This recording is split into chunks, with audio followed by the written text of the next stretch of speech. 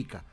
Está con nosotros nuestro invitado, Mauricio Espinel, a quien saludamos del Observatorio de la Legislatura, a quien le preguntamos, ¿cómo cierra el año con estos elementos que configuran una percepción de la ciudadanía, mencionando este último dato de la encuestadora Ipsos? 13% tampoco es una gran calificación, pero es superior a aquel 6% que determina un último sondeo, entiendo que de Sedatos. Bienvenido, Mauricio, le escuchamos. Marcelo, perdón. Wilson, muy buenos días. Janet, buenos días. Un cordial y atento saludo a la audiencia. Bueno, precisamente creo que este 13% es bastante generoso. Yo me inclinaría más al 6% otorgado por Sedatos, porque es claro que los ciudadanos no nos sentimos identificados con la actual Asamblea Nacional. Una Asamblea Nacional que desafortunadamente no ha buscado sintonizar con las necesidades ciudadanas, una Asamblea que ha estado en constante pugna ya no solo con el Ejecutivo, sino también con otras funciones del Estado, y que adicionalmente se ha visto empañada por posibles casos de corrupción, alejándose también de la depuración interna que debería existir en un cuerpo legislativo. Ahora, se preparan ya elecciones en la Asamblea Nacional, porque si bien termina el año, todavía Virgilio Saquicela tiene hasta mayo que permanecer como autoridad de la Asamblea. Y no sé si va a operar la misma mayoría. Le pregunto esto porque al parecer eso va a suceder. Si es que opera la misma mayoría y si es que es bien calificado por esa nueva mayoría, creo que le van a dar carta abierta para que continúe 2 años más como presidente de la Asamblea. ¿O es una percepción equivocada, Marcelo? Bueno, existe dentro de la Ley Orgánica de la Función Legislativa la obligación de que las autoridades del Consejo de Administración Legislativa se renueven cada 2 años. Es decir, que se debe escoger a presidente, 2 vicepresidentes y vocales del Consejo de la Administración Legislativa. Existe una clara oposición al Ejecutivo dentro de la Asamblea Nacional y esto da cuenta de que es muy probable que Virgilio Saquicela obtenga la reelección como presidente. Aquí también hay que poner atención a lo que manifestó el asambleísta Dalton Bacigalupo. Él hizo una denuncia que el presidente Saquicela estaría buscando votos de forma individual, es decir, que está fraccionando a cada una de las bancadas dentro del legislativo para tratar de buscar la reelección. Yo creo que hay aspectos que quedan claros, y es que tal vez quien la tiene más difícil en los siguientes 2 años de la legislatura será el oficialismo, será el presidente de la República, pues con el número de asambleístas que tiene, que no llega a más de 26, lo que tal vez logre obtener, así como en la actualidad sumados es los un independientes, ¿no? Porque exactamente. Propios, puros, son apenas 12, si mal no recuerdo. Exactamente, y habrá que ver si es que dentro de esta alianza que tiene, que se denominó BAN, la bancada. Porque recuerde que Virgilio Saquicela fue del BAN. Fue del BAN, precisamente. Y ahora está del otro lado de la vereda. Exactamente. Marcelo. Y se necesitan al menos 14 asambleístas para poder conformar una bancada y de esa manera poder postular al Consejo de Administración Legislativa. Entonces veamos cómo existen ciertos partidos políticos que apenas logran los 14 asambleístas, como por ejemplo el Partido Social Cristiano. Si es que en el transcurso de estos meses un asambleísta del Partido Social Cristiano decide cambiarse de organización política, ya el Partido Social Cristiano, por ejemplo, no podría acceder a un puesto en el Consejo de Administración Legislativa. Habrá que ver qué es lo que sucede en los siguientes meses dentro de estas elecciones, que a la larga son los que nos permitirán tener una idea de cómo funcionará el Parlamento durante los siguientes 2 años. Pero lo más probable es que Saquicela continúe como autoridad de la Asamblea Nacional, Virgilio Saquicela.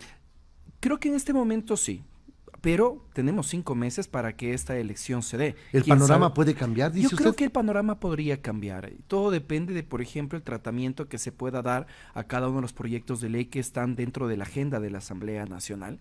Y también yo creo que, a pesar de que lo veamos distante, existen elementos que pueden influir, Wilson, como las elecciones de gobiernos locales.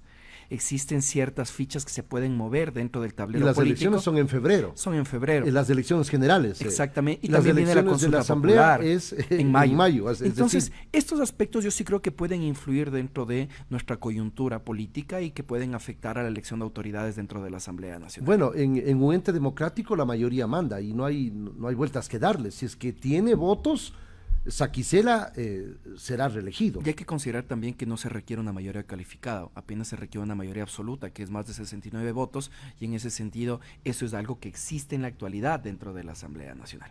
Bueno, Janet Hinojosa tiene algunos temas más como interrogantes, la relación con el gobierno, este proceso de juicio político interminable, con censura de destitución, con restitución, con decisiones que se adoptan, que no se adoptan. Hay una cantidad de temas que servirán como una evaluación y un análisis de la Asamblea Nacional. Janet, te escuchamos.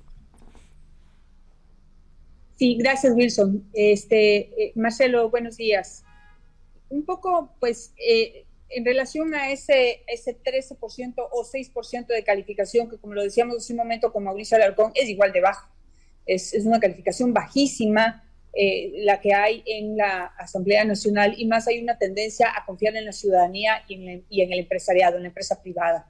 Y eso a mí me parecen elementos que hay que tomarlos en cuenta para ver cómo lo podemos aprovechar.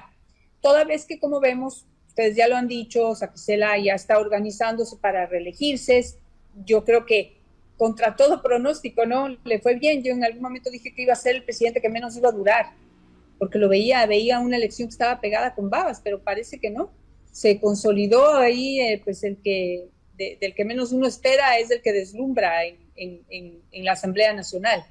Arranca en el año con una situación polémica, y es que no quieren posesionar al superintendente de bancos. Eso, ¿cómo golpea la institucionalidad? ¿Cómo golpea la imagen de la Asamblea Nacional? Y cómo complica también las labores. O sea, terminamos entrampados y arrancamos entrampados y sin una luz, ¿no? No sé si podemos analizar esas actitudes ya más puntuales que nos dan cuenta de por qué están tan mal calificados. Creo que eso, Janet, lo podemos analizar desde dos aristas. La primera es, vemos nuevamente a una función del Estado inmiscuirse en otra función del Estado, y eso ya afecta no únicamente a la institucionalidad de la Asamblea Nacional, sino que pone en duda el Estado de Derecho en Ecuador. Y esto pasó no solo con el caso de los actuales consejeros del Consejo de Participación Ciudadana y Control Social. Recordemos también que cuando se trató de destituir a Guadalupe Llori, también se utilizaron acciones de protección para tratar de evitar una decisión política. Y esto es algo que debe quedar claro para todos los ecuatorianos. Las decisiones que toma la Asamblea Nacional están en la esfera política. Y si es que nosotros seguimos permitiendo que la institucionalidad judicial afecte, vulnere esta independencia, difícilmente vamos a poder fortalecer el Estado de Derecho. ¿Cómo creo yo, Janet, que está afectando esto a la credibilidad de la Asamblea Nacional? Pues no le permite a la Asamblea Nacional concentrarse en su trabajo. ¿Cómo es posible que al día de hoy tengamos 52 proyectos de ley, 52, listos para segundo debate, listos para que la Asamblea Nacional proceda a votar por ellos y que pasen a un posible veto del Ejecutivo, y que esto no se esté realizando? Porque la Asamblea Nacional realiza interminables debates al respecto de cualquier otro tema y no las leyes que le importan a los ecuatorianos. Leyes que están abandonadas hace muchísimo tiempo, como por ejemplo el nuevo Código de la Niñez del año 2014. El Código de Salud, que fue vetado totalmente por Lenín Moreno, pero que la Asamblea Nacional lo podría retomar y que con su mera aprobación podría entrar en vigencia. Así como también otro tipo de proyectos de ley, como las leyes de la sociedad civil, las reformas a la ley de contratación pública, las reformas en materia de seguridad, las reformas a la ley de minería, etcétera. Leyes que los ecuatorianos necesitamos, pero que la Asamblea Nacional, en lugar de tratarlas, están entrampadas en otro tipo de procesos, y eso hace que los ciudadanos, desafortunadamente, tengamos una imagen de la Asamblea Nacional que no trabaja, sino que está metida en el conflicto. Hay tres temas pendientes en el caso de la fiscalización, y son el juicio político a la exministra de Salud, Jimena Garzón, el juicio político o el enjuiciamiento o no de Patricio Carrillo, exministro del Interior, y también de Bernardo Manzano, ministro de Agricultura. Son esos procesos pendientes que quizás llamarán mucho más la atención que el trabajo legislativo de la Asamblea Nacional, porque alrededor de la fiscalización ha girado más bien la polémica y quizás el sobresalir en cuanto a protagonismos individuales y colectivos, Marcelo. Y eso yo le sumo un elemento, Wilson, y es el hecho de que las últimas reformas a la Ley Orgánica de la Función Legislativa no dieron resultado. ¿Y a qué me refiero? La Asamblea Nacional sigue llegando tarde. Sigue instaurando procesos de fiscalización en contra de exministros, en contra de autoridades que ya no están ejerciendo el cargo. Entonces tenemos una Asamblea Nacional... Dos exministros, ¿no? Exactamente. Están siendo están a puertas de enfrentar un juicio político, Exactamente. aunque no hubo informe igual en el tema de la ex ministra de Salud, Jimena Garzón, ¿no? Y ahí lo que nosotros, por ejemplo, desde el Observatorio Legislativo de Ciudadanía y Desarrollo planteamos hacia las autoridades de la Asamblea Nacional es que se tienen que plantear nuevamente reformas a la Ley Orgánica de la Función Legislativa para que la Asamblea Nacional pueda tratar juicios políticos de forma simultánea.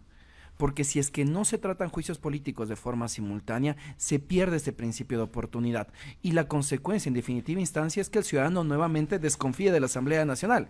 Porque dice, claro, ¿a mí de qué me sirve que ahora pretendan censurar, por ejemplo, a la ex ministra de Salud si ya ni siquiera está ocupando el cargo? Entonces veamos cómo la Asamblea Nacional, a través de este tipo de procedimientos que no permiten este trato simultáneo del enjuiciamiento político, hace que también se desconecte de las prioridades y necesidades No ciudadanas. debe ser primer llegado, primer servido, es decir, no por orden de prelación, sino si pueden manejar dos procesos paralelamente o tres procesos paralelamente, lo pueden Que se impulsar. analicen principios de oportunidad política. ¿Qué sucede con el caso del exministro Carrillo? Precisamente el enjuiciamiento político respondía a las protestas de junio. Ya estamos a puertas de culminar el año y pretendemos recién tratar este tipo de temas. Eso hace nuevamente que el ciudadano desconfíe precisamente de la Asamblea Nacional, que la vea como una institución lenta, que no da resultados. Y ojo, esto no pasa únicamente en el Ecuador, Wilson. Esto pasa en todos los países del mundo, que a los ciudadanos se les vuelve complejo confiar en el aparataje legislativo porque no brinda resultados inmediatos. Es distinto ver cuando un alcalde, por ejemplo, inicia la construcción de una carretera, con un presidente culmina la construcción de un hospital, pero los efectos de la aprobación de una ley o de un enjuiciamiento político, los ciudadanos difícilmente lo podemos palpar. Y frente a esto, lo que tienen que hacer los cuerpos legislativos es implementar otro tipo de mecanismos. Marcelo, hablemos un poco del rendimiento de la Asamblea Nacional. Siempre que entrevistamos a asambleístas, siempre dicen, es que ustedes solo se enfocan en lo negativo y no ven lo positivo que hemos hecho. Y dice, hemos aprobado más de 16 leyes, pero quiero saber cuántas iniciativas han presentado en este año los asambleístas y que hayan sido tratadas y aprobadas. La Asamblea Nacional aprobó un total de 30 leyes durante el periodo legislativo, es decir, hasta el 28 de diciembre del 2022. Se mantiene dentro del promedio de otros periodos legislativos un total de 30 leyes. Perfecto. Un total de 30 leyes. Lo curioso aquí que es, 15 leyes, curiosamente, pertenecen a la agenda de Guadalupe Llori y fueron aprobadas durante la presidencia de Guadalupe Llori y las otras 15 durante la presidencia de Virgilio Saquicela. Solo la mitad de estas, en cada uno de los ejercicios de la presidencia de los asambleístas, corresponden a la agenda legislativa. Entonces veamos cómo seguimos con asambleas que responden a coyunturas, no a una planificación. Frente a esto también se ha mantenido el promedio de números de proyectos de ley que se han presentado dentro del legislativo, alrededor de 150 proyectos de ley por año. De estos ya tenemos al día de hoy 373 proyectos de ley, 357, Janet, pertenecen a los asambleístas, 9 a otras funciones del Estado y 7 al presidente de la República. Y al respecto de tu pregunta puntual, la mayoría de los proyectos de ley que han sido aprobados durante estos casi 2 años no pertenecen a la actual Asamblea Nacional, sino a periodos legislativos pasados. Pero esto no hay que verlo como algo negativo. Hay que considerar que el debate de los proyectos de ley requiere su tiempo y que no podemos tirar al tacho de la basura. Y debe tener continuidad. Exactamente, lo trabajado por anteriores periodos. Lo que sigue llamando negativamente la atención, Janet, y esto creo que es importante que se lo pueda plantear a sus futuros entrevistados, es que no es mejor asambleísta el que más proyectos de ley presenta. Yo recuerdo, por ejemplo, el caso del ex asambleísta Andrés Páez. Cuando él estaba ejerciendo su labor legislativa, se destacó como el asambleísta que había presentado más proyectos de ley, había superado los 40 proyectos de ley. Y uno decía, qué bestia, qué buen asambleísta. ¿Cuántos se aprobaron? Y además de eso, todos eran reformas puntuales al Código Orgánico Integral Penal. Entonces lo que se buscaba era presentar una gran cantidad de proyectos de ley para poder decir, miren cuántos proyectos presenté, en lugar de pensar en una reforma integral al Código Orgánico Integral Penal. 40 proyectos de ley sobre el Código Orgánico El Integral. mismo cuerpo al legal. Perfecto. Pero al mismo tiempo, el asambleísta Andrés Páez, en su momento, era el asambleísta que más faltaba a las votaciones dentro del Parlamento. Entonces, ¿cómo nosotros podemos evaluar la calidad legislativa pensando que solo es el número de proyectos de ley que se presentan, cuando existen otros aspectos como por ejemplo la participación en las votaciones, o ahora lo que se evalúa, Wilson y Janet, cuán transparentes son los asambleístas. La ley de la Asamblea Nacional les obliga a los asambleístas a transparentar una gran cantidad de información que no todos lo están haciendo. Entonces evaluemos a los asambleístas al respecto de estos aspectos cualitativos y no cuantitativos. Y hacia allá va mi última pregunta, Marcelo, justamente, porque en esto de falta de transparencia, la ley les obliga, según entiendo, corríjame usted, a transparentar cuál es su agenda diaria, con quién se reúnen, qué temas tratan, en horario de trabajo, ¿no? No estamos hablando de los horarios en donde ya tienen que estar haciendo sus cosas personales, pero en horario de trabajo tienen que tener una agenda pública. Se tiene que saber con quién se reúnen y en dónde y por qué. Para evitar esto, ¿no? Que no, es que se han reunido con fulanito de tal en la presidencia de la República, después salen a denunciarles que fueron a pedir plata o yo no sé. Tiene que estar transparente con quiénes se reúnen y para qué se reúnen. En esa agenda de trabajo. Eso, quiénes cumplen, quiénes no cumplen. Y también, una de las razones por las que la gente ve como positivo que se reduzca el número de asambleístas a través de consulta popular es porque no van a trabajar. Es la evaluación de los que asisten, el porcentaje de asistencias versus el porcentaje de los que faltan es brutal. Entonces, no sé si podemos tener esos últimos datos, Marcelo. Por supuesto, a partir de las últimas reformas de la Ley Orgánica de la Función Legislativa se logró incluir algo denominado Reglamento de Parlamento Abierto. Y esto determina que los asambleístas y la Asamblea Nacional transparenten una gran cantidad de información que permita al ciudadano conocer lo que dijo Janet, si el asambleísta trabaja o no trabaja. Al día de hoy, apenas el 30% de los asambleístas transparentan con quién, en dónde y para qué están sosteniendo sus reuniones de forma semanal. Y esto es algo que tiene que publicarse en la página web y no lo están haciendo. 3 de 137. El 30% de los 137 Perfecto, asambleístas. Ya. Y también existe la obligación de que los asambleístas transparenten sus declaraciones de intereses. Es decir, si son accionistas o gerentes de compañías, si tienen relaciones con algún funcionario público de alto nivel o con organizaciones sociales o sindicatos. Apenas la mitad de la Asamblea Nacional ha cumplido con esta obligación. Entonces, ¿cómo esperamos que la Asamblea Nacional recupere la confianza de la ciudadanía si es incapaz incluso de cumplir con su propia ley? Al respecto de las votaciones, Janet, y es una manera en la cual el Observatorio Legislativo evalúa si es que los asambleístas están cumpliendo o no con el mandato ciudadano, si están o no representando a la ciudadanía en el Parlamento, hasta el día de hoy se han realizado un total de 484 votaciones dentro del Parlamento. ¿Y qué es lo que pasa? Que el asambleísta llega a la sesión, está presente en la constatación de quórum, es decir, dice presente, pero al momento de votar se retira. Y de esa manera garantizó su sueldo del día, no va a tener ningún tipo de sanción, pero deja sin representación al ciudadano. ¿Y la ocupación de la curul? ¿Dónde queda? Exactamente, entonces si es que yo voté por un asambleísta para que me represente en una votación y no lo está haciendo, está incumpliendo con el mandato que yo le di en las urnas. Hicimos una evaluación de esto, existen asambleístas que es necesario pues felicitarlos, reconocer que están cumpliendo con su trabajo porque han asistido a más del 98% de las votaciones, pero también desafortunadamente existen asambleístas que no están cumpliendo con este mandato, que apenas han asistido a un poco más del 80% de las votaciones. Lo encabeza desafortunadamente la lista Ana Belén Cordero, asambleísta de Creo, que ha asistido al 81% de las votaciones, seguido por Eduardo Mendoza de Avanza con un porcentaje similar, Marjorie Chávez del Partido Social Cristiano con 83%, Guadalupe Llori, la expresidenta de la Asamblea Nacional con un 84%, y finalmente en este top 5, Eitel Zambrano, asambleísta que ha asistido solo al 84%. Son aspectos que desafortunadamente afectan no solo la confianza del ciudadano en los asambleístas, sino también afectan el cumplimiento del trabajo y del mandato ciudadano otorgado en las urnas.